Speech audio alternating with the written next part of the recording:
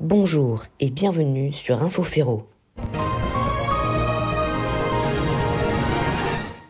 Commençons tout de suite avec notre première information. Cette semaine a été plutôt noire pour la RATP. En effet, 2 accidents mortels se sont produits. Premièrement, à la station Bel Air, samedi dernier, où une femme est descendue précipitamment d'une rame alors que la séquence de fermeture des portes avait commencé. Son sac à main s'est alors retrouvé coincé et le train est parti. La femme est malheureusement passée sous la rame et est décédée 20 minutes plus tard. Le conducteur en état de choc a été pris en charge par les urgences. Le deuxième accident s'est produit jeudi 27 avril à la station Gaîté. 2 SDF seraient descendus volontairement sur les voies et auraient tenté de remonter sur le quai lorsqu'ils ont vu qu'un train arrivait. Le mal était fait, l'homme et la femme se sont fait percuter par le train. Une enquête a été ouverte afin de déterminer les circonstances exactes du drame. Nous nous rendons maintenant sur la ligne Avignon-Carpentras, où les trains à batterie seront bientôt expérimentés. Selon la SNCF, la première circulation devrait avoir lieu en 2025.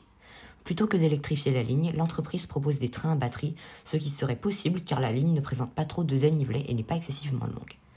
Les trains n'existent pas encore, ils sont actuellement à l'étude afin de se retrouver avec une fiabilité maximale. Troisième info, en Alsace, où un TER 200 a percuté 5 moutons entre Ostheim et Ribeauvillé. Pour ceux à qui ça ne parle pas, dont moi, c'est entre Colmar et Mulhouse. L'accident s'est produit jeudi en début de soirée et le trafic a été perturbé dans toute l'Alsace. D'énormes retards et suppressions sont apparus sur les écrans de Colmar et Mulhouse et des plus petits à Sélestat et Strasbourg. On passe à la dernière information. Le 13 mai 2023, c'est-à-dire samedi dans 2 semaines, un train historique va circuler entre Clermont-Ferrand et le Puy-en-Velay, en Haute-Loire, dédicace à Lixide. Les passagers profiteront d'un voyage sur des banquettes et dans des compartiments d'époque. Cela a été rendu possible grâce au travail de l'association Train à vapeur d'Auvergne.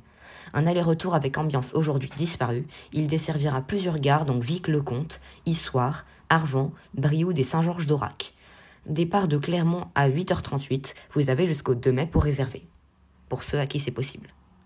C'est maintenant la fin d'Info Ferro et on se retrouve la semaine prochaine avec Apitech. Bonne journée!